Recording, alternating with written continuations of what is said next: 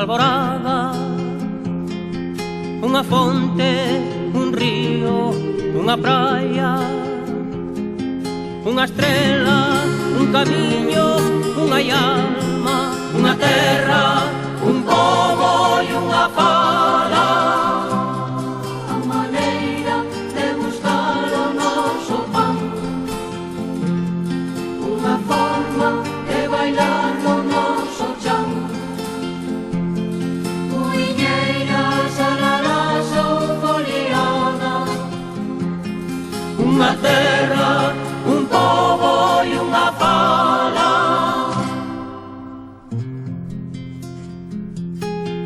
Un viñedo, un carballo, unha gaita, a morriña espallada polo mundo, a muller que na casa está emirada, unha terra, un pobo e unha fala. castiñeira, carballeira, romería, eirexados, mosteiros, gandeiría, rebolderas, corredoiras, embruxadas, Unha terra, un pobo e unha fala.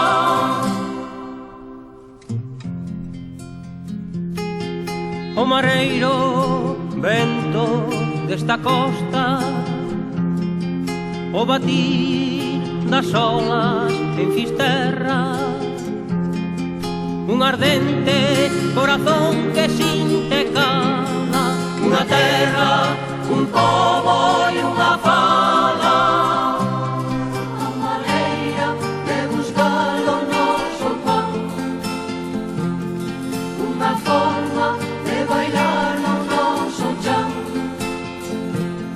Muiñeiras, alalas ou foliadas, Unha terra, un pobo e unha fala. castiñeiros, carballeiras, romería, eirexados, mosteiros, gandeiría, reboldelas, corredoiras, embruxadas, Unha terra, un pobo e unha fala. Unha terra, un pobo e unha fala.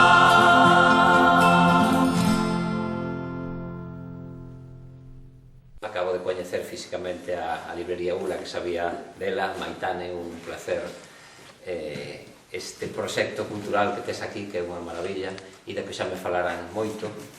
Coñecémonos hai poucos días nun acto con Aurora Marco ali en Noia, coa súa libro sobre María Vázquez, a mestra. Entón, un placer estar aquí presentando un libro que é moi singular para nós como editorial, polo seu contido e pola maneira en que o fomos editando.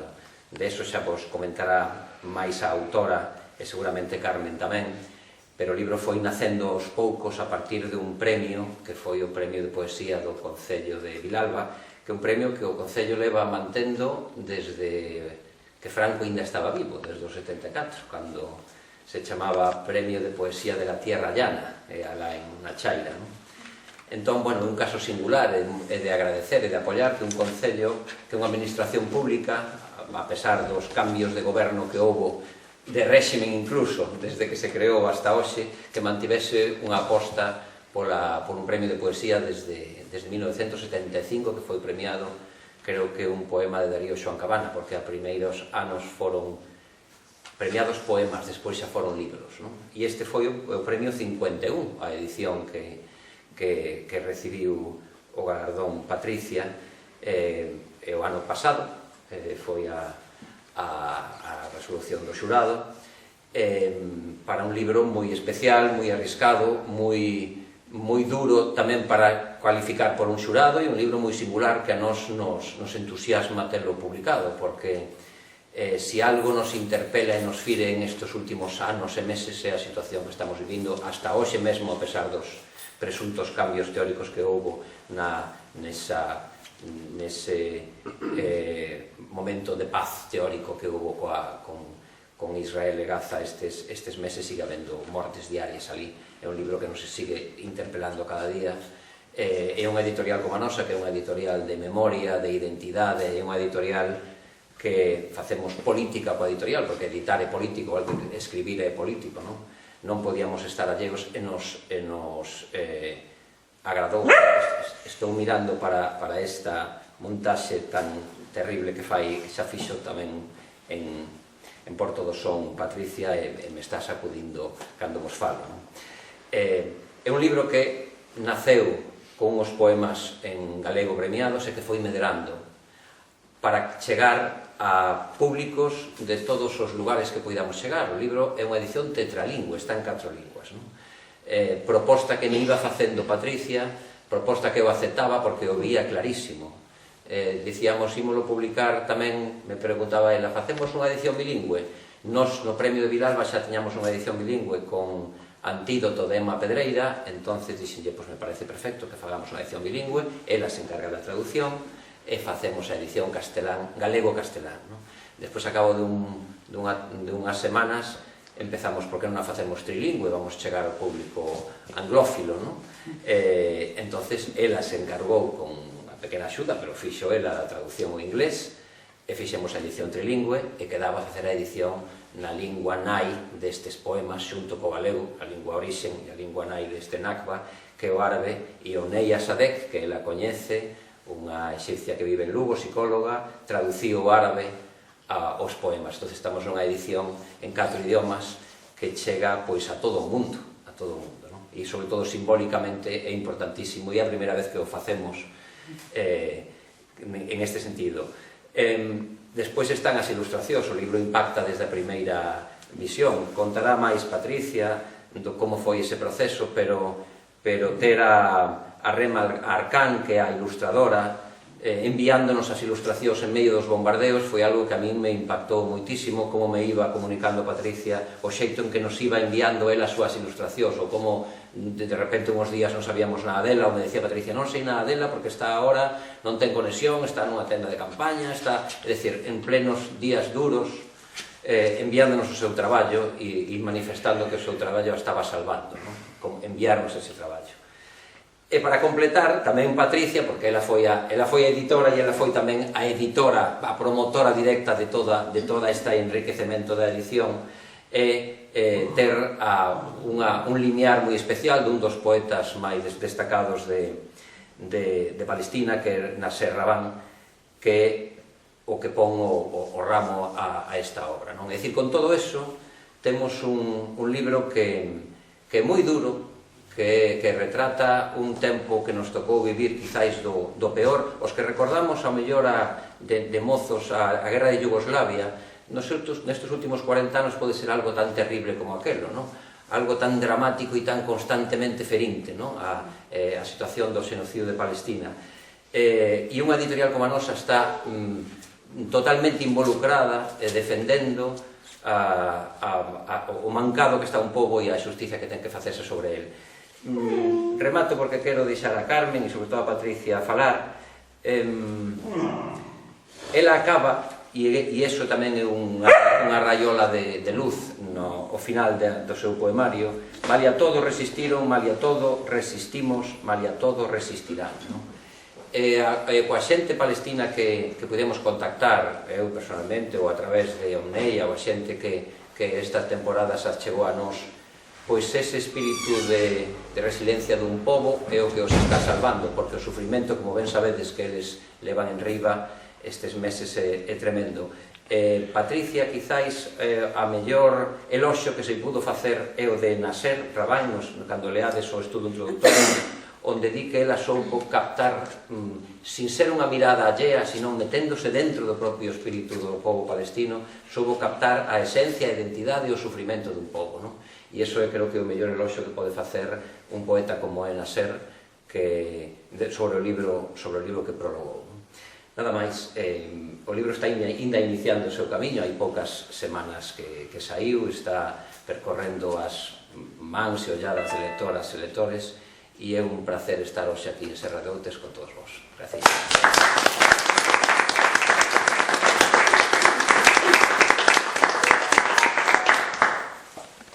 non vos importará que repito o que dixo. Intentarei non moito, pero algo sí vai ser. Antes de nada, grazas por estares aquí. Como ben sabedes, imos falar de Nacua, creación de Patricia Torrado Queiruga, muller curtida na arte da literatura e da ilustración. O seu devoro por ler, avaliar e louvar obras alleas, labor realizado en todos os outros, facilitou que tamén ela se atrevese a calcar no papel a maxia que leva dentro, que é moita. Calculo que lle durará toda a vida, porque hai vezos moi malos de arredar, e o da escritura é un deles. Intentarei mirar pelo papel, porque senón te escucho rozas.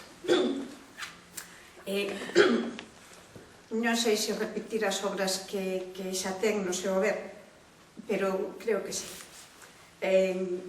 Herdar a fala, Premio de Poesía Torrente de Caldaloba no 2020, Don Carlos e o misterio do Lucecús no 2021, Volvoretario do confinamento no 2022, Ouveos fratais no 2024 e a súa narración Silencios náufragos no ano 2020 resultou gañadora no certame Manuel Murguía, Tarteixo. Engáñome? Non. Non, vale, pois, entón sigo. Vistos así todos xuntos, hasta parece unha chea. Non seas mala, sabes que estou nerviosa. A nosa amiga e muller de avanzar tende xa máis laiar polo que deixa atrás. Xa as encomendas poden semellar imposibles que ele quen de meser o ceo co inferno e non de por folgos até lograr o objetivo fixado. A máis de intelixente e intuitiva é pertinaz nas súas apostas. Patricia, na súa fouteza ideolóxica, acubilla un don especial. Un don que lle permite ver o que a maioría dos mortais non somos capaces de ver. Naceu dotada de ferrados de sensibilidade, de compromiso para coas vítimas das guerras, do machismo, do racismo, da pobreza e de outras injustizas que, por seren moitas, vou evitar mentar. Como xa dixen, é muller comprometida e loitadora incansable. E logo de vos contar 4 miudezas da autora, pasamos a esveltrar a obra. A ver. Napa, editado por Alvarellos, editora, compónse dun manto de fermosos poemas que, tal de como o autor os refire, logran derreter en vaguas as lasas do monte. Métese moi adentro. O horror que carresou e segue a carresar a masacre que o exército israelí está a levar sobre os habitantes da Franxa de Gaza é o asunto sobre o cal versa a obra.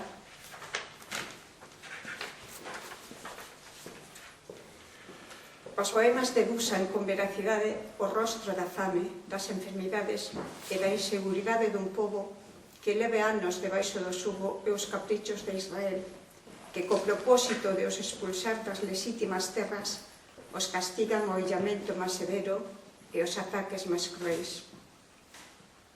E como sempre nestes casos, son os meniños as vítimas máis ilícitas, máis inxustas.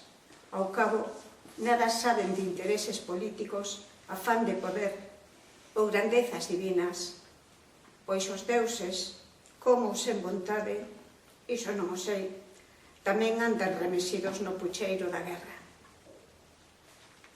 As desgrazas ben é sabido que se ceban na pobreza, porén en Gaza tanto lle tense son ricos ou pobres, anciás ou nenos, listos ou atrasados, malla arreo. As bombas, balas, mísiles e morteros poden surdir de calquera recuncho.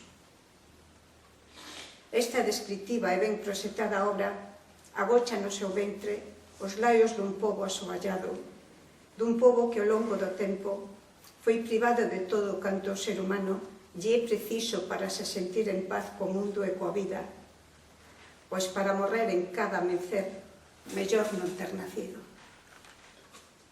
Patricia, coa súa poesía, fai que nos mergullemos de cheo nun mundo que malia ficar lonxe, seméllasenos moi preto. Un mundo no que o furto de terreos, agresións, mortes sen explicación, son o pan de cada día. Son moitos os poemas que despertaron en min a emoción. Vou destacar algún. O bisavó colleitaba trigo. Neste poema, a autora fálanos do apego á terra, de relación do ser humano co terreo que o veu nacer, que lle dá o pan que come, e, polo tanto, a posibilidade de se afincar a vida. O noso país é o ventre dunha femia. Aquí, Patricia pon de manifesto as violacións de todas as regras de convivencia entre povos que, pola súa proximidade, deberían entenderse. Sigo. Era tarde, era noite. Un atinado retrato do espanto que carresa a guerra. Unha guerra que non a guerra. Mentres uns loitan con tanques e misiles, as vítimas, para se defender, botan man de pedras e cadullos. Por moi fina que sea a puntería, os estragos, en comparanza cos do agresor, son minúsculos.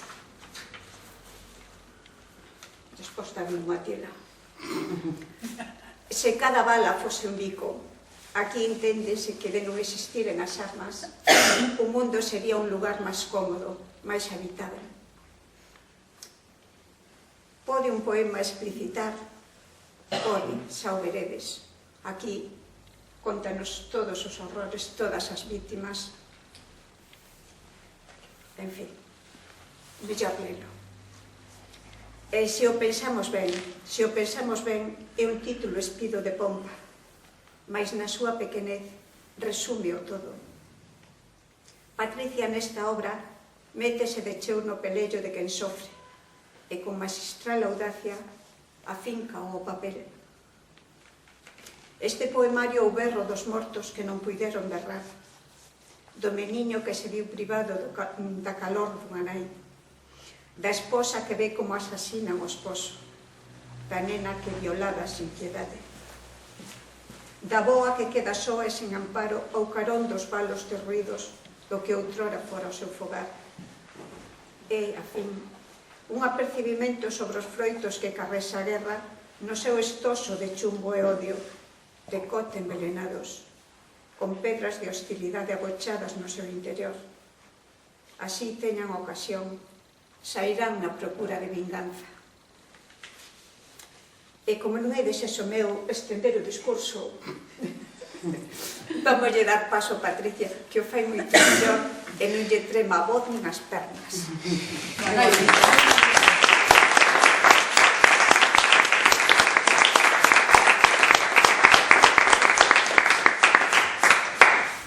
Boa tarde a todas e a todos. Grazas por vir, por achegarvos. Grazas, Maitane, polo convite. Grazas, Mari. Quen nos iba a dicir a nós, despois de tanto tempo? Case cantos anos? Contache os anos? 9 anos xusto que estivemos en Carnota, ti presentando Escapados. Escapados? Sí.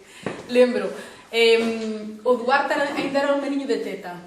Debeu de ver miña teta medio país, levando o teu Escapados por aí. Aquel libro tamén xa tan de memoria histórica. De memoria histórica. Bueno, agradecervos que vos achegarades hasta aquí porque sodes xente incómoda. Xente incómoda non porque vos gusten máis ou menos as cadeiras nas que esteades sentadas, senón porque unha tarde como a hoxe, que ao final verdadeiramente non rematou por chover, vos achegachedes aquí para falar dun libro tremendamente incómodo. Fermoso, porque aquí o Quique traballa moi ben, hai que dicilo. E logo tremendamente, hai que tamén salientar o que dicía Quique de cando presentamos en Vilalba, vamos a facer así máis familiar. Cando presentamos en Vilalba, lembro de falalo con un ex-profesor meu. Foi xusto cando lle botaron aquel capazo de pintura vermella ao busto de Fraga. Ese día? O día seguinte. Ese mesmo día. E lembro que o meu profe mandoume un WhatsApp e díxome: fixáchelo ti para promocionar o libro, como foi o conto? Dixo, devo de ter moi mala prensa polo mundo adiante. todo caso, a mí pareceme ben. Moi mala prensa, debo de ter eu a este nivel para que o asociase comigo. É curioso que un premio como que dicías ti de Vilalba, que pasou, que veu dende o franquismo ata agora, tivese a afouteza de poder premiar un libro como este.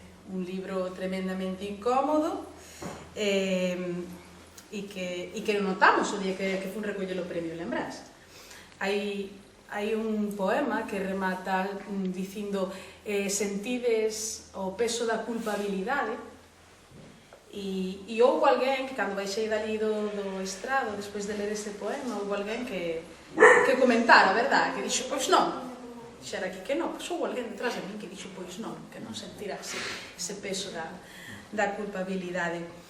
Este libro intenta reflectir que todo o que é silencio, o propio silencio en sí é tamén tanque de guerra, é dicir, cada vez que non nos pronunciamos ante unha injustiza, cada vez que deixamos que as cousas acontezan sen máis, porque dicimos, do que non se fala é como se non existise, non?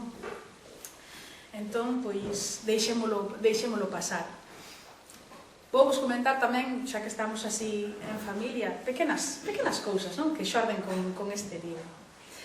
Cando fixemos a presentación en Porto do Son, chamei a uns amigos que traballan nunha funeraria, lieinos de moi mala maneira, deixáronse liar, conste, eu propuxen, eu son a das ideas caos, eu propoño, hai alguén que de repente di, bueno, por veña, vamos, e iso é fantástico, porque a xente súmase estas cousas, conste que non era verbenero, non era nada verbenero, é dicir, vamos alá, vestidos todos de funerarios, levamos unhas sangarellas, eu non sei como viviches, di como viviches. A mí me impactou, porque tú estabas tomando, como organizaches aquelo, víalo de outra maneira, pero os que non sabíamos que iba a haber, eso foi forte. Foi forte. Eu lembro de comentalo na casa, non? É dicir, levamos, estes compañeiros levaron unhas sangarellas, e levaron dous sacos de cadáveres con cousa dentro. E chegaban e os poñían no estrado, a un lado e ao outro. Eu lembrome que esa semana lle mandei unha mensaxe aquí que lle dixen, ti como levas isto de que se fagan unha presentación así non moi ao uso, non?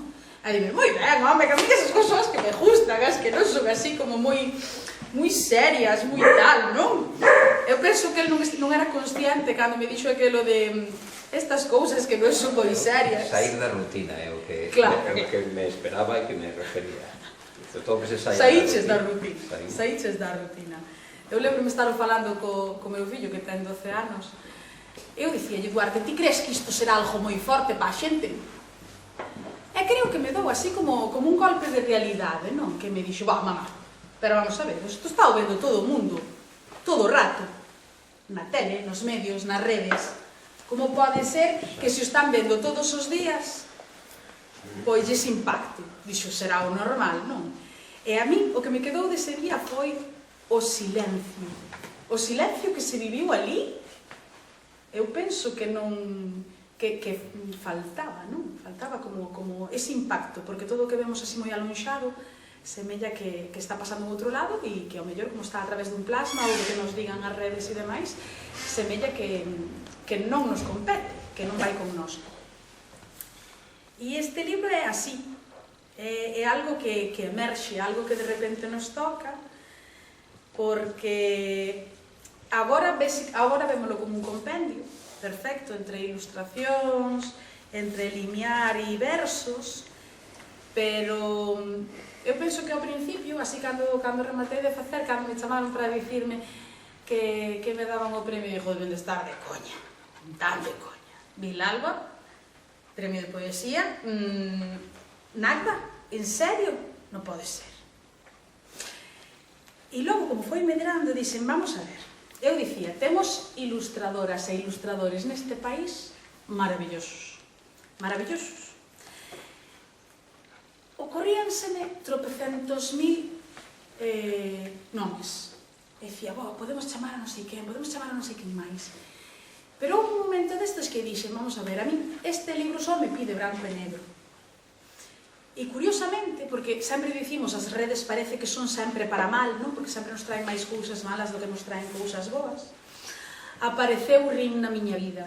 Casualidades. É unha dela e facía cousas atroces dende ali. Empecé a falar con ela, digo, que che parece? É dicir, facer ilustracións e cobralas, porque iso tamén é outra, é dicir, as editoras normalmente hai que valoralas non só polo traballo que fan, senón por como se comportan tanto con autoras e autores, con ilustradores e demais. E isto sabe, é así, é dicir, hai poucas editoras serias e editoras que nos traten tan ben tanto a ilustradores e a autores é difícil. A que si, Mari? Digo aí. Efectivamente, Mari pode... Sí, eu doi a razón sempre, senón cáscame. Pode dicir que a seriedade se mide niso. Foi unha maravilla. É dicir, que mergulledes neste libro, que vexades estas cousas fantásticas. É bárbaro. É bárbaro. Así como foi nacendo, como foron nacendo as ilustracións, eu mandaballe poemas a Rim e Rim dicíame, bueno, pois teño isto, a ver que che parece.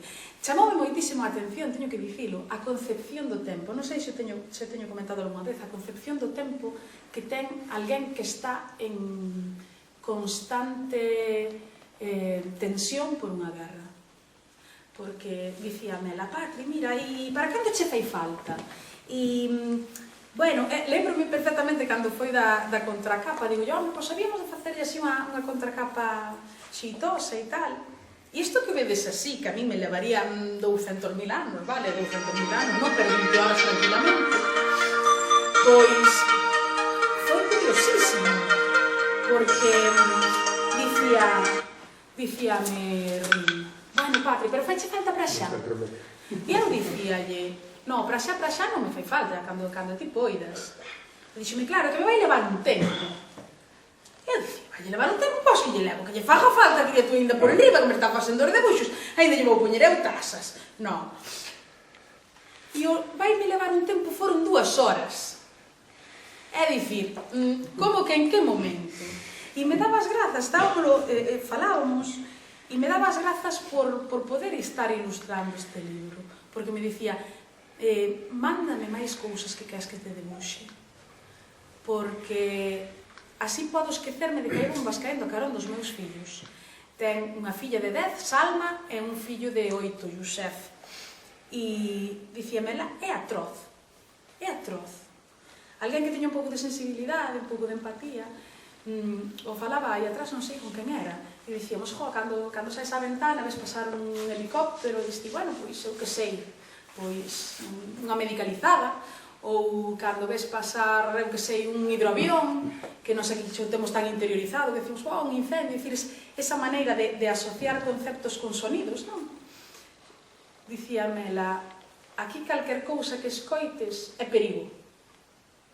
Calquer cousa que escoites que non sexa a voz dos teus fillos é perigo.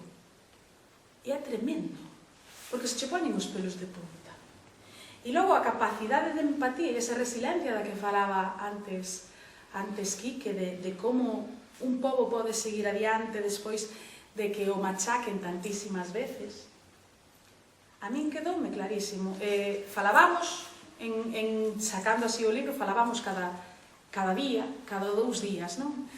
Por redes, cando ela se podía conectar, tiñan para poder consumir electricidade, poder conectar os aparellos eléctricos, tiñan que facer colas de 3 horas, e hoxe aparecía unha ilustración, mañán aparecían 2, ao mellor botábamos 3 días sen poder falar, ou eu mandaballe un mensaxe e ela me contestaba, e cando me aparecía a contestación eran as tantas, porque era cando ela podía mandalo, igual con Nasser.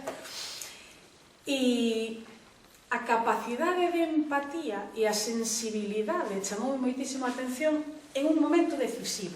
Falábamos case todos os días. Miña avoa faleceu en setembro, a primeira semana de setembro. E en eses 2 días que estiven artellándolle o funeral e coordinando todo, pois non falamos, claro. Tiñas que atender a outras cousas e non falamos. E logo, daí a 2 días, díxome, Patri, canto tempo que botamos moito tempo sen falarnos, non así de súpeto, cortamos así, que che pasou? E lle contaba eu que falecera a avoa e demais, e o único que me dixo, que a día de hoxe sigo comentando en todas as presentacións porque me sigue arrepiando, me pongo os pelos de punta, é: dou grazas a Deus de que puideses velar e enterrar a túa avoa en paz. É dicir, algo tan heavy como poder despedir a cada un aos seus e que non se poida facer dun xeito natural, é atronador. É atronador. Logo, curiosidades deste libro, que así como foi medrando, dicíame que, terás que mirar por mellor por un limiar, non? Alguén que che faga un limiar. Era a mesma cousa. É dicir, vamos a ver. Un limiar que te podes atopar aquí 200.000 escritores ou escritoras que se poidan facer un limiar. Eu dicía, alguén que teña que estar vivindo dunha maneira ou de outra este tipo de cousas. Necesitamos unha ollada allea, porque se empezamos a mirar por o embigo parece que todo nos é moi próximo, non? Pasou por unha chea de mans. Eu dicía aquí que eu para mí que este libro non quer limiar, non quer limiar, porque pasou por mans tan variopintas como a da Almudena Ariza, corresponsal da televisión española, que me dicía, acábame de deslocalizar Patri, eu hasta dentro de 2 meses non che podo mandar nada. Vale. Con Francesca Albanese, dentro do seu gabinete tamén me dicían, Patri está a full de Estambul, hasta febreiro nada. Digo, como que hasta febreiro? Hasta febreiro, se queremos presentalo en febreiro, non chegamos. Olga Rodríguez, que me dixo, Patri, non dou tampouco. Entonces digo, vamos a ver. Pois, unha escritora galega non, porque non o está vivindo directamente, non? E apareceu a idea, digo, vou falar con Nasser, a ver que me di. O que menos me esperaba eu, que o señor Nasser me contestara e me dixera, si, Patri, parece mentira, manda máis cousas que dámoslle pa diante. Iba a cachos tamén o limiar. Hoxe mandábame un pouco, porque ademais elabora, é dicir, destrozouse a biblioteca e todo o que ele tiña entre as mans, e dicíame, non me dá seguridade poder telo escrito á man en ningún lado, en ningún papel, porque os papéis desaparecen. Hoxe están, mañán non están. Entón, dicía, pois, dentro do teléfono, e mandaba as cousas dentro do teléfono, un anaco hoxe, un anaco mañán, de repente botabas 5 días sen saber del, e dicía, Nasser, que pasou? E dicía, non, é que estes días só fun a funerais. E iso de dicirche só fun a funerais é fun a funerais como a quen vai facer a compra. É dicir, mecánicamente. Chegamos a onde a outra xente e non sabemos siquera que dicirlle. Porque que lle dis? Aquí cando chegas das o teu máis sentido pésame, das unha aperta e faz ao mellor unha sembranza máis grande ou máis pequena da persoa que era. Pero é que ali hoxe era un primo, mañán era un irmán, un cuñado, un veciño. Dicíame, ímos a funerais como se fósemos a compra, automáticamente. Déame dai 2 kilos de patacas. E é así de triste, infiel. Non temos nin sequera a capacidade, xa non só de chorar aos nosos, senón de vernos afectados. Porque non podes nunca rematar de chorar. E foi así como foi nacendo este libro. Veredes tamén que ten unha parte máis extensa, aquí unha gran idea de Quique, a primeira parte que é en galego e a última parte que é en árabe, van cada poema na súa páxina. E logo, a parte en castelán e en inglés, van xa seguidos, entre outras cousas porque xa son linguas máis colonizadoras, máis vistas por todo o mundo xa dende todos os enfoques, non? A traducción ao castelán e ao inglés son miñas porque son unha repunantosa, que me coñece un pouco, xa sabe que eu son repunanta, que eu tenho que pasar case todo pola miña man, polo menos as miñas cousas teño que pasar pola miña man porque senón nunca estou segura de todo. E deime de conta de que teño unha amiga vivindo en Newark, a que lle dixen, Patri, botalle un ollo a isto, a ver se non metín moito o cazo. e deime de conta de que ela era igual de repugnante que a min, e dixeme, bueno, a ver, tes aí 4 palabriñas que ti con isto, que queres dicir ben? E dixen, outra como a min, xa está. Isto é boísimo, boísimo.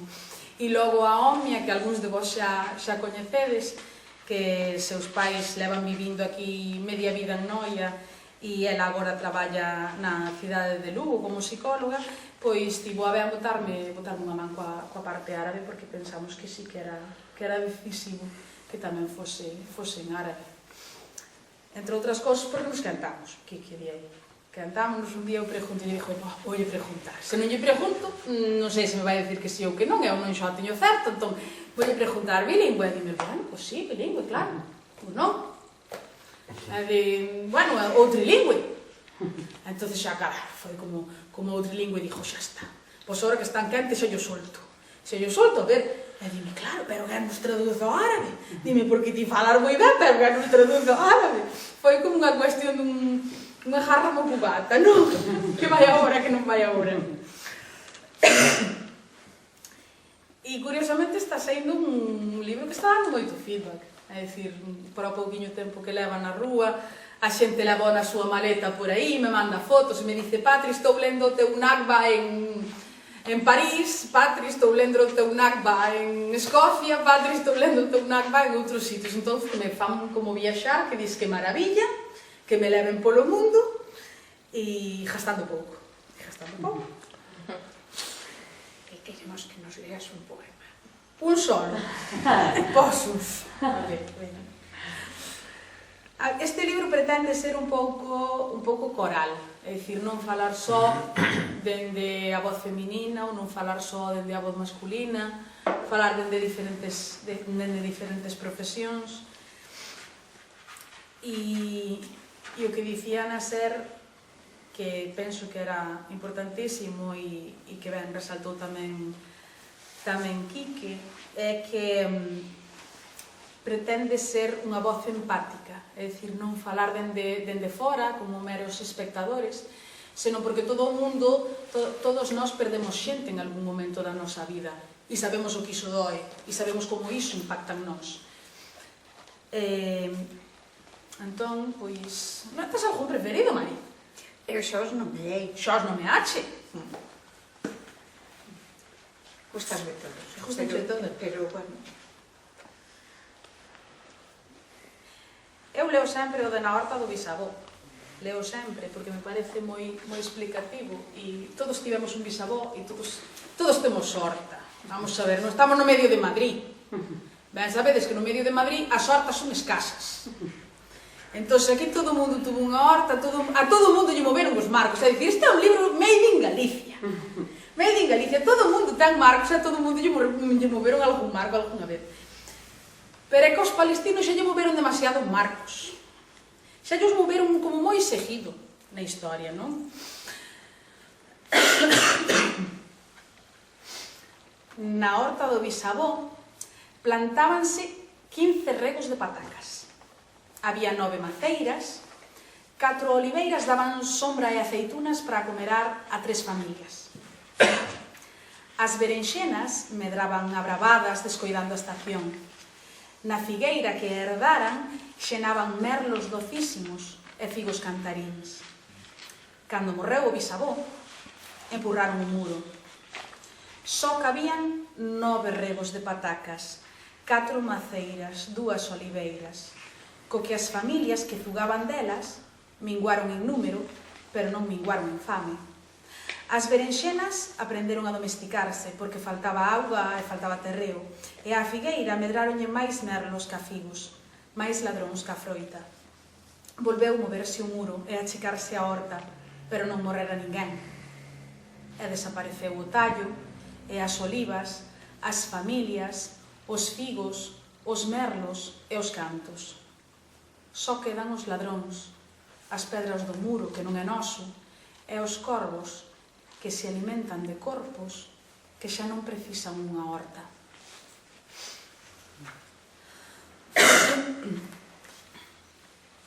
Reparastedes algunha vez en que todas as nosas vidas empezan a, por dicilo así, cando xa temos un pouquiño de consciencia máis ben, a medirse polas ausencias, pola xente que falta. Porque dis, teño algo que celebrar e faltame non sei quen para celebrar. Porque isto a mellor houbera gustado moitísimo que sei a miña avó, a meu avó. Porque ao mellor nos falta un curmán, un fillo, non? Toda a vida se rexe por ausencias. Non ter auga para beber, non ter nada que levar á boca, non lembrar como se sorrí, non ver máis a familia coñecida, non ver medrar a ese bebé que era parte de ti, non ser libre, non poder fuxir, non poder parar a barbarie, non poder allearte dela, non saber xogar coas palabras, para chamarlle ao xenocidio complicidade, ignominia, aberración, limpeza étnica, injustiza, tolemia.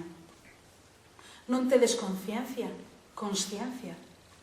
Mentres os nosos mortos non sexan os vosos, non sentiredes na pel a negación dese espectador que olla morbosamente sen facer nada, mentres xanta calquera borralla dunha empresa que subvenciona a masacre. Non facer nada é lícito. Permanecer en silencio é lícito, pero é cobarde. Vivimos nun mundo rodeado de xente cobarde. Falaba o outro día tamén cunha alumna e dicíame, é que hoxe en clase pasou X, chamémolle X. Hoxe en clase pasou tal cousa. Digo, e a xente que fixo? E dixome, nada. Calaron, baixaron a mirada e seguiron ao seu. E digolle, esa persoa que se sentiu atacada, que fixo? Dice, nada, mirounos ao resto e veu que non facíamos nada. E non lle quedou outra que tragar saliva. E dixen, buah, que retrato máis bo me fixo da sociedade actual, así sen querelo. 13 anos ten. Era tarde e era noite. Sobre a cidade levantouse unha poeira irredenta de insectos voadores. Caeron voraces sobre o trigo, sobre as granadas a piques de reventar, nese dulzor que anticipa o seu cromatismo. Estaban prestas para levar ao bazar e regalarlle os ollos aos forasteiros, pero todo quedou no limbo. Os nosos corpos choveron ametrallados sobre os campos. Tras os tanques atopábase a besta salvaxe que adora a ídolos de papel, becerros sagrados rabuñando a carne dos nosos coa infamia. Asumímolo, de certo que sí. Igual temos que morrer, e farémolo na nosa terra, a que quixechedes espoliarnos dende o comezo dos tempos. Pero cando arrasedes, a última ollada marchade. O noso sangue e a nosa memoria non merecen que tarde ou cedo vos sepultedes onda nós, no sacro ventre de Palestina. Cando se fala de Palestina, que agora cada vez falase menos, logo de 2 anos e 7 meses, creo, non? Estamos xa nos 7 meses. Parece que todo mudou, e non mudou nada. É dicir, a xente cando olla xa non olla Palestina.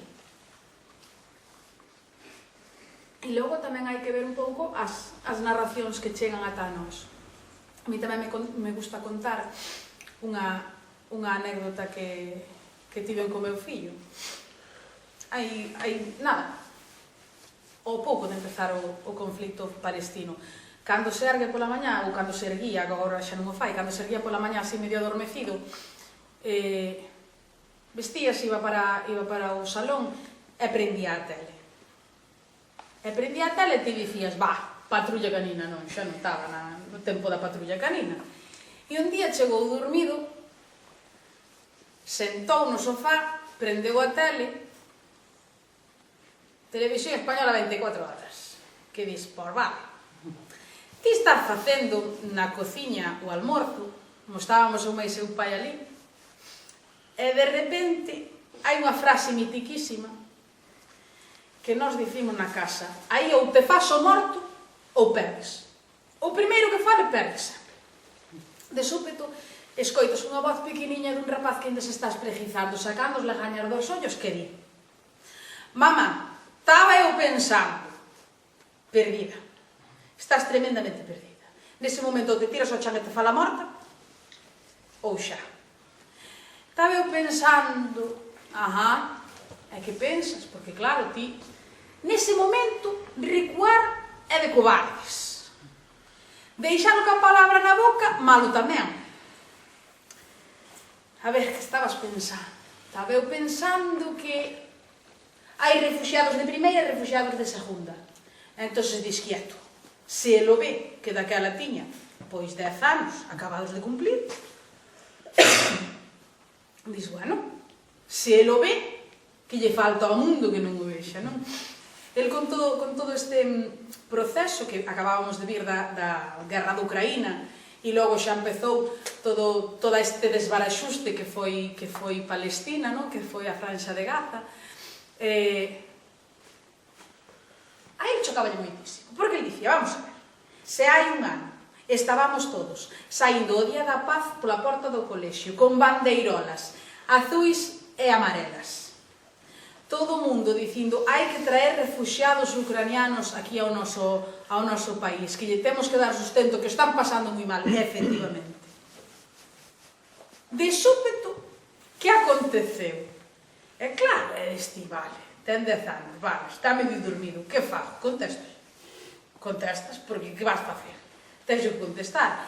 Movilizacións por Palestina, o tío motivado, motivado, chegaba ao colexio, levaba os cartaces das movilizacións de Palestina e circular da Xunta, que chegou aos colexios que lles dixo non se poden dar ningún tipo de coñecementos de tinte político nas aulas. Claro, entón a ele digo eu, se con 10 anos a ele lle chocaba, como non nos iba a chocar aos demais, non? E chegaba ali e viña frustrado, porque viña cos cartaces de volta, viña cas pegatas, o tío motivadísimo, que quería empapelar o colexio, que dis, isto es carne de rebelión, viva la universidad, dis, deixa que te vayas pa Santiago, que isto vai ser maravilloso, caceroladas todos os días, vou ter que buscar ali 2 municipales. E o tío motivadísimo, e tiña que vir de volta e frustrado, porque dicía, no, é que temos refugiados de primeira e refugiados de segunda. E dis, pois, curiosamente, teño que dar a razón. Sabedes, cando falamos na casa, ás veces, que decir, cando vas a casa da boa, cando vas a casa dos sobriños, que dis, bueno, que comiche hoxe? O típico, non? Cantas veces vos acordades do que comiches ese día? Non moitas, non, ás veces ainda temos que facer memoria. E dicir, a ver, espera, onde estiven comendo? Que fixen hoxe? Que fixemos hoxe? É como un pararse, non? E dicíame, Rim, cando leu o poema, dicíame ela, é tal cual así. É dicir, lembrámonos perfectamente do que comemos, porque comemos tan pouco. Unha comida ao día, frica de garabanzos, manaquis de satar, full, berenxenas e babaganús, xudías brancas de estraperlo, muliquía, cada vez é máis difícil conseguir carne, pasta con tomate, full, bulgur e cabaza, sentar xuntos libera tensións, afianza penurias, atún de lata, chícharos como a bombas, a eito, xudías vermellas, mujadara, crema de lentellas, miraxe de falafel, ou como xogar coa normalidade, xudías brancas, prato branco e esportelado, hoxe fame con fame, chícharos e bombas, espaguetis fervidos, bulgur, aceite e satar, mollar o pan en aceite e deixar os santos ás curas, xudías brancas, xudías negras, crema de lentellas, chícharos e bombas. Nada.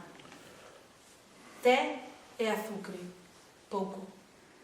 Miseria. Crianzas que son coiro e osos, ollos encobados, auga que dá auga. A fame é como un caza a sobrevoarnos, unha vez que se instala o zunido e a vella agresiva. E ti, que comiches hoxe?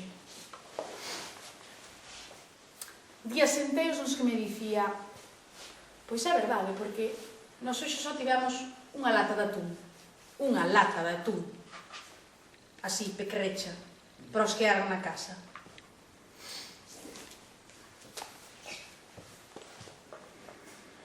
Unha cativa de 5 anos, 355 balas nun coche, porque é precisa moita metralla para acabar e acalar un grito de morte, unha chamada estarrecida, unha lúa que se torna de sangue, pero que non é quen de no seu eclipse evitar a barbarie.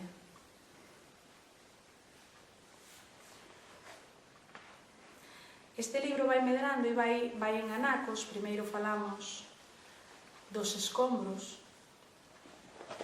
da raizame, primeiro porque hai que facer memoria, é importante para un pobo que están aniquilando, que non lle saquen tamén a súa memoria.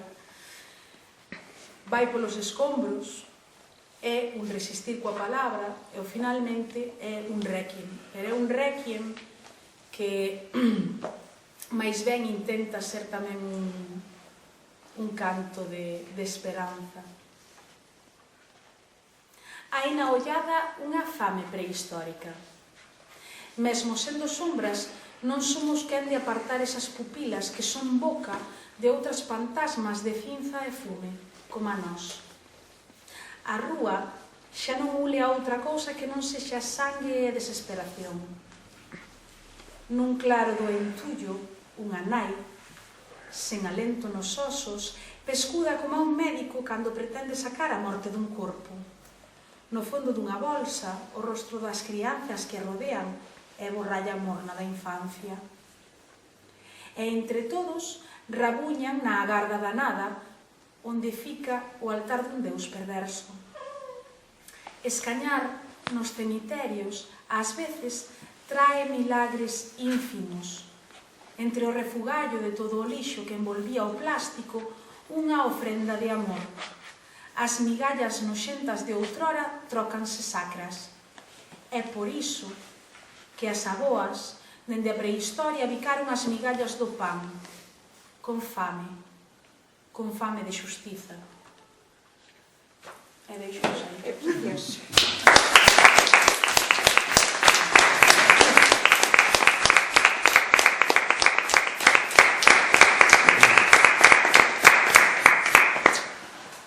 Moi ben, pois antes de rematar, se algún quere facer algún comentario, alguna pregunta, adiante, senón a autora seguro que vos asina os requeirados justos. Xa que falamos de Palestina, quero facer unha condena radical a actuación que fixo onte a alcaldesa de Lugo, Elena Candia, Vamos a levar isto. de Lugo. Vamos a levar.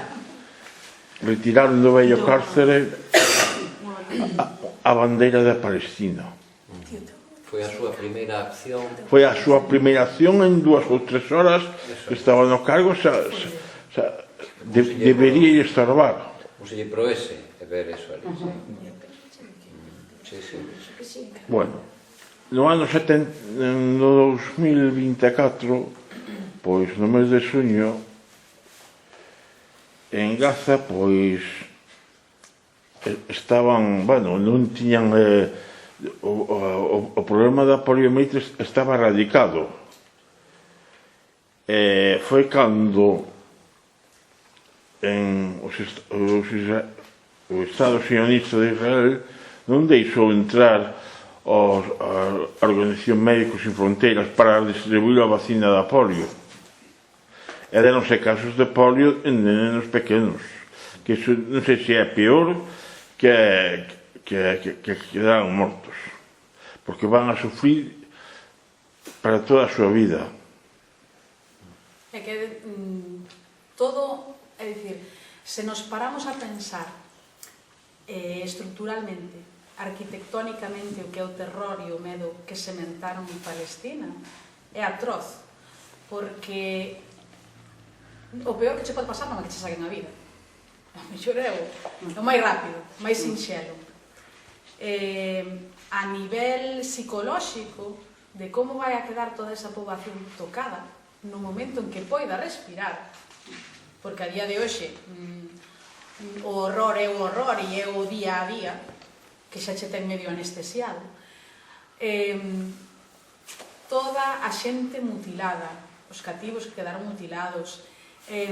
Eu lembro aí atrás, non sei con quen o falaba, de velo e de dicir, hai xente que está cun cedazo, cun cribo, cunha peneira, peneirando a terra da carón das súas casas para recoller os osos da súa xente. É dicir, buah, que sería ante iso? É dicir, toda a axuda humanitaria que quedou ás portas sen poder entrar nin sequera por Rafah, nin por outro punto siquera da fronteira. Toda a xente que estaba medicándose, que non puido nin sair de ali, nin seguir cos seus tratamentos porque non chegaba nada. É dicir, a capacidade de quen estratégicamente está sementando o terror está ao nivel do nazismo. É dicir, e quen o negue é que non abre os ollos e non ve o seu día a día.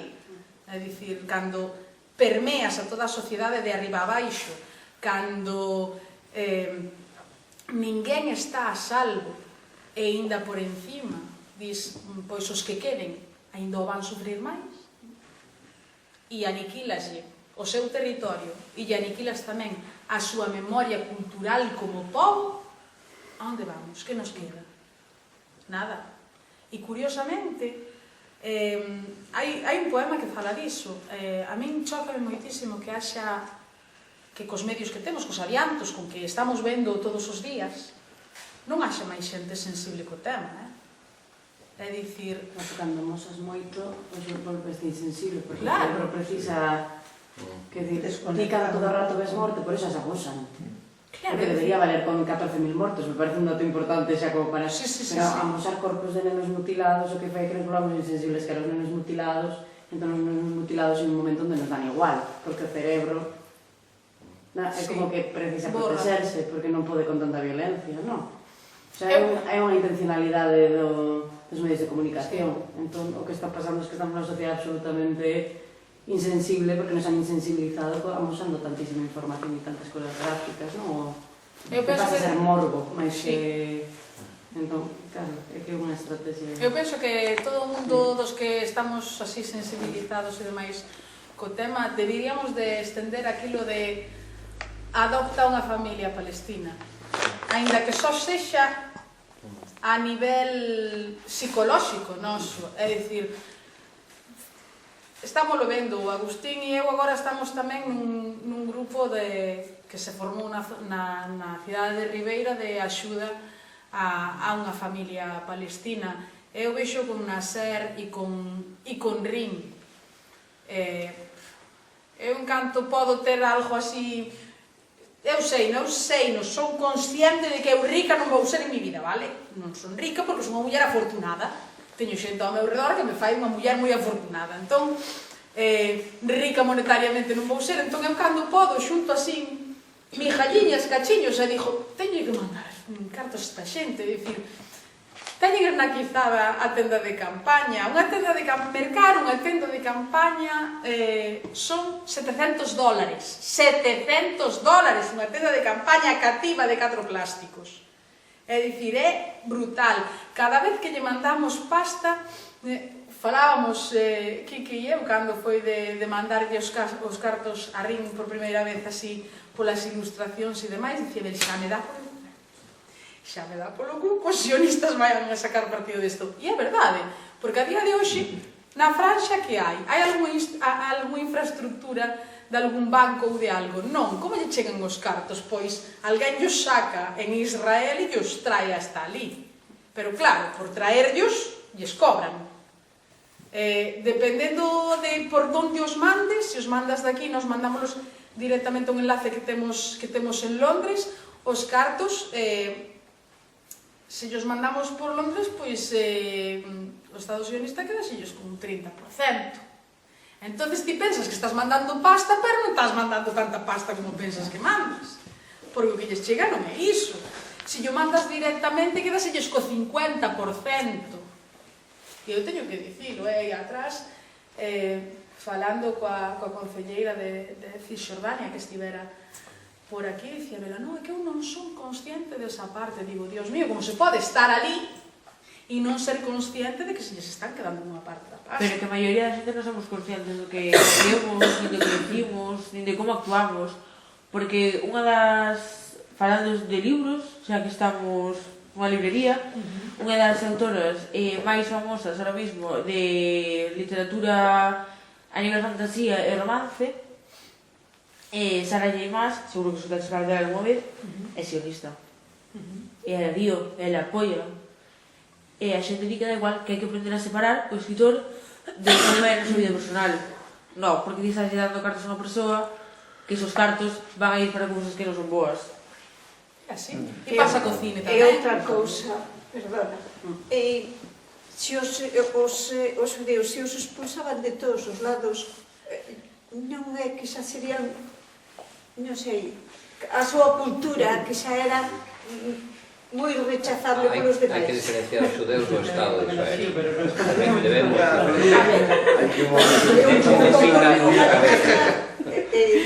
Eso non pero digo, querían mal en España, querían mal en España.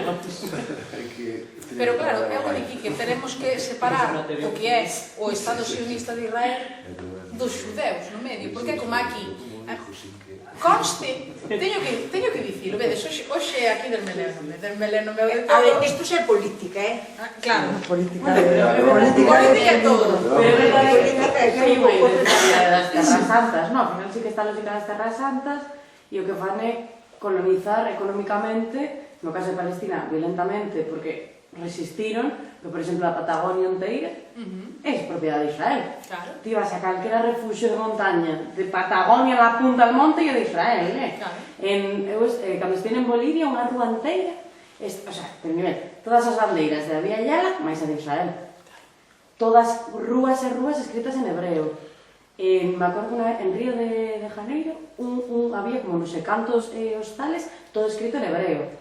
O sea, a problemática grande, non é unha tontería, unha colonización económica e se non permitese económicamente, pues te mandamos a los militares vestidos de hippies e te hacen outra cosa, que o que fan en Latinoamérica. Claro.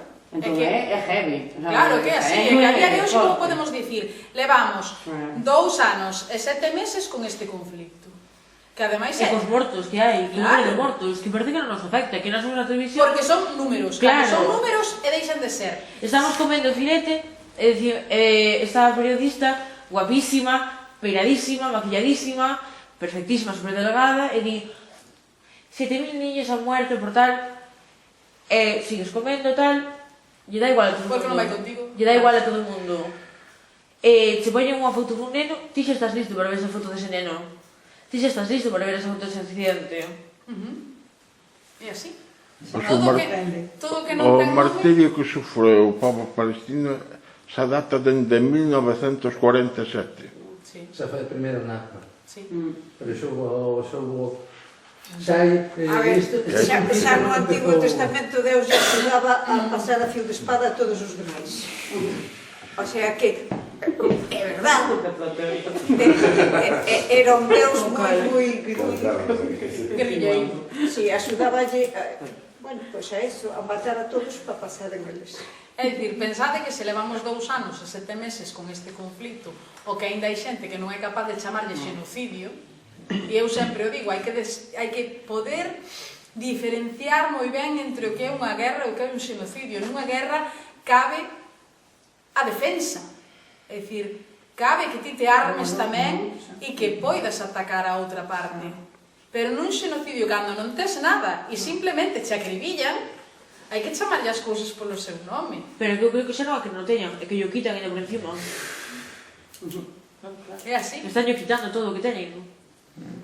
E Desprotéxenos totalmente. Totalmente. Ven que teñen algo e quítanllo. Se ven que este algo para protexelos, non, somos os vosos, ten que ser noso. Porque se vamos a sentir unha protección, e nós temos 50, nós temos que empezar a ter 51 e vos 0. por eso vos A lei do falaba máis forte. Claro, por eso vos falaba da arquitectura do mal, non? Non sei se algún de vos chegou a ler a Eichmann en Xerusalén de Hannah Arendt, a banalidade do mal. É dicir, é ese estar xa no mal e non saber que estás facendo mal, porque como xa está tan intrínseco en ti e se fala con ese desarraigo tan forte, é moi difícil oporte, non? E tampouco hai xente que se opoña a día Claro, de hoxe. é como se a ti ahora te di, mata a teu amigo. Se matas a teu amigo, matas a calquera. Claro, é iso. Ademais, vivimos instalados cada día máis nunha sociedade moi individualista que mira para o seu cu, é o que pasa na Porta Dourada por ti pouco, porque foise instalando na mente esa justificación de a máis é o que podo facer. Sí. É o que podo facer. E a través dese eu que podo facer, que se autorresponde con nada, pois nada se fai. Iso é o problema, porque ao final ímonos entrando nesa complacencia que é o que fai que resulta nese inmobilismo. Claro, evidentemente hai un interese imperialista e Israel, pois ao final justifícase nunha cuestión teolóxica cando realmente é simplemente unha excusa para un fin político que é ter sometido e ocupar todas esas terras, para ter sometido toda esa zona do mundo con unha gran riqueza en 50.000 historias e ao final é pois, un Estado que foi criado por Reino Unido e Estados Unidos, está mantido por Estados Unidos porque é quen está sustendo esa viabilidade política dese Estado, non? Entón, claro, realmente, se non hai o triunfo deste mal, desta maldade, é instalar na sociedade esa mentalidade de mirar só para un mesmo. Pero iso pasa aquí, xa, é dicir, xa non fai falta que vayamos Claro, por iso, será. É iso, é dicir, non fai falta nin que vayamos a Palestina, non? Cantas veces temos escoitado no telexornal un feminicidio. Un fulano acaba de matar a súa muller, tal, non sei que. A veciña que pasaba por ali que escoitaba berros dicía, e eu que podo facer? E o típico que dicía, pois, se parecía boa persona. Entón, é dicir, o inmobilismo empeza por iso. Que lle pasou a Samuel Luís na Coruña? É o mesmo, é dicir, que a xente non saiba responder ante unha agresión que ao mellor parece non selo, que era o que me comentaba a min esta alumna, non? E dicíame, non, que lle falou fatal, non sei que. Digo, sí, e que fixo o resto? Dixeron nada, baixaron a ollada e seguiron o seu. Digo, en serio? É dicir, son cousas tan atroces que se non hai resposta de ningún tipo que estamos sementando, non? É o que recoñemos, é isto. Podo facerche unha pregunta sobre o libro, así como proceso de... Ti cando fixeches o libro, a intencionalidade, cal era? Igual son as... Creo que ten a consecuencia nas dúas, pero era máis como... Porque, por exemplo, con todo este tema, con máis, tiven como que me sobreinformei e petei nun momento, non? Entón, como, non sei se nace desa necesidade de botar fora como ti estabas transitando a violencia e o, digamos, o xenocidio, ou se tu intencionalidade era máis militante no sentido de que te apetecía xerar algo para poder visibilizarlo. Non sei se me explico, se nace de dentro ou nace de unha intencionalidade de cara fora. Eu teño que dicilo, son unha muller obsesiva cando escribo e normalmente cando me poñome e sae todo porque non son capaz de parcelalo, de escribir hoxe un pouco, escribir dentro de 15 días outro pouco. Non son capaz. E logo son unha persona que normalmente, eu cando daba así algún obradoiro de escrita sempre dicía que había 4 formas de escribir. Unha é dende a razón, tendo todo xa moi estabulado, outra dende o corazón, como impulso motriz, outra desde as tripas, que para min as tripas é dende a puñetera injustiza de que xa che nace, xa che ferve todo e te la pota xa que sae por fora, e outra dende o cu porque son cando só saen cagadas, non? E que hai moita xente, sobre todo no xornalismo, que así como hai xente que escribe dende as tripas e dende a razón no xornalismo, pois tamén hai moita cagada escrita por aí que dis, por favor, señores, sexamos un pouco conscientes. Cal, dende a loucura. Bueno, pero esa vai implícita, ese frenós vai implícito. Entón, a min pasoume un pouco o que falábamos antes, é dicir, chegar a un punto no que se deshumaniza todo tanto, que todos son números. Levamos 400 mortos que eran xornalistas, tantos rapaces menores dun ano. Hai un poema que así é numérico e conta cantos falecidos eran da Unrúa, cantos falecidos eran mulleres, cantos desaparecidos. Pero esquecemos que cada un deses falecidos tiñan uns nomes, uns apelidos, unha xente que os quería, uns pais, uns fillos, unhas parellas que lles querían. É dicir, estou pensando xa dende que vos lo digo, é dicir, faleceu miña avoa e a min partiuseme media vida. E é dicir, e é difícil poder dicir, é como un loito constante hasta que vin. A mí foi moita gracia, por todo o mundo di, o tempo cura o todo. É mentira. É dicir, simplemente aprendes a convivir con iso.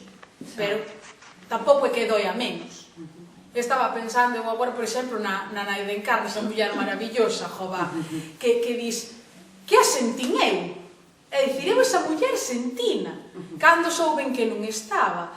E non era unha muller proximísima, da que estivera con ela cada día, pero era unha muller que chegaba sonda a ela, e era todo amor. É dicir, eu que chego dende fora, que esa muller me acolla con todo o seu amor, dis, a esa xente, esa persoa doelle a alguén. E se lle doi a alguén, vos imaginade toda esa xente que está desaparecida, toda esa xente con nome e apelidos, que non ten quen a nomee, porque iso é casi o peor. É dicir, acabar coa memoria dun pobo e con todos os seus costumes, arrasar unha terra porque queimaron oliveiras, arrincaron vides para que non poiden nin siquera resistir, e logo que se poidan esquecer os seus nomes. Porque hai tantos. Hai tantos defuntos dunha mesma familia, dun mesmo barrio, que non podes dicir o seu nome. Entón, para min iso era atroz. É dicir, que ti non poidas nomear os teus, porque sexan tantos, que non se poida falar de dores particulares porque eres un mero número, que non se poida falar deste último poema que falamos, dunha nai que resolve abrir unha bolsa do lixo para o que antes era cousa de tirar ao lixo, agora se poida aproveitar para darlle de comer a un fillo. É dicir, é bárbaro. E que non poidamos facelo noso. É dicir, eu penso que a gloria deste libro é que os poemas son sinxelos, non buscan grandes florituras léxicas. Buscan máis ben impactar. Que chegue adentro, que che remoia algo. Eu lembro-me cando Agustín leu o libro, que me encantou, que me manda un WhatsApp e me di, Madrid, primeiro estaba desexando que saíra, onde se pode comprar, cando se pode comprar, xa. Vou vir pedir. Bueno, xa teño o libro, mándache a foto co libro. Xa teño o libro, na Bastán Ribeira. E logo rematei de ler o libro e fartei de chorar. Iso é dicir, vale, iso era o que quería. Ao mellor non que saiades daqui chorando, pero sí que saiades coa conciencia remexida, non? Eu penso que unha das grandes virtudes da literatura, ao igual que unha das grandes virtudes da educación, é que ti podes meter unha man así en alguén dentro, remexer, sacar a man e ver que non está ensanguentada.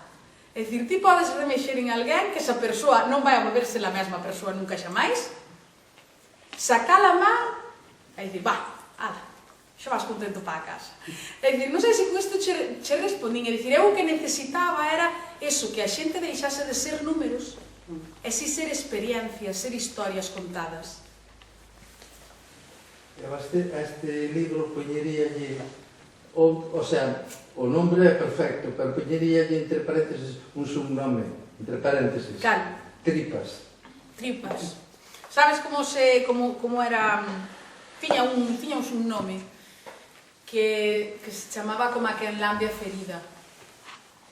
Porque Palestina leva moitas feridas e estás todo o rato sobre a bostela. É como un can. Os cans, cando teñen unha ferida, están todo o rato pasándolle a lingua hasta que a curan. É dicir, nunca terminan de ter crocha porque antes tolean antes e xe ya sacan antes cos dentes, non? Pois era eso, como a canlamba ferida, unha ferida que nunca remata de curar porque nunca lle deixamos. Pero parecíanos máis impactante así.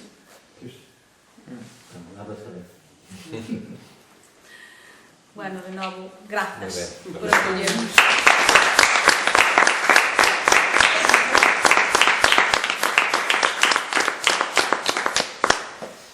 Bueno, lo tengo suficiente.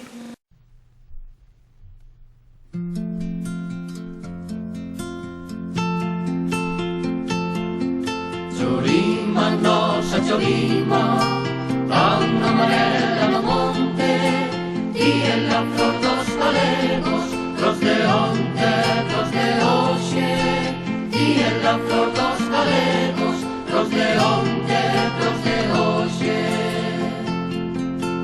Flor de toxo, flor da galeguidade, as raíces son a alma, a chorima saudade, a chorima saudade.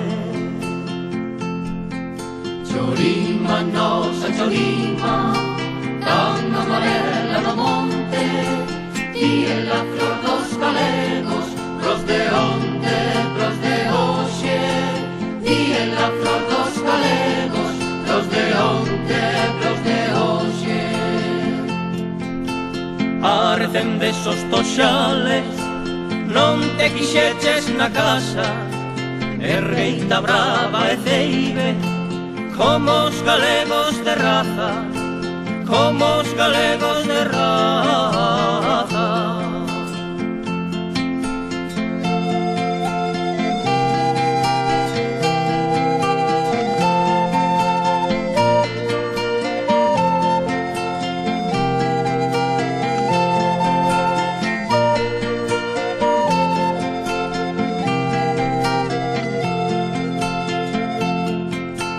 Somente a nosa terra abona a túa semente, chorima ti si es nosa, fúchelo e seralo sempre, fúchelo e seralo sempre. Chorima, nosa chorima, tan amarela no monte, e en la flor dos galegos, pros de onte, pros de hoxe, e en la flor dos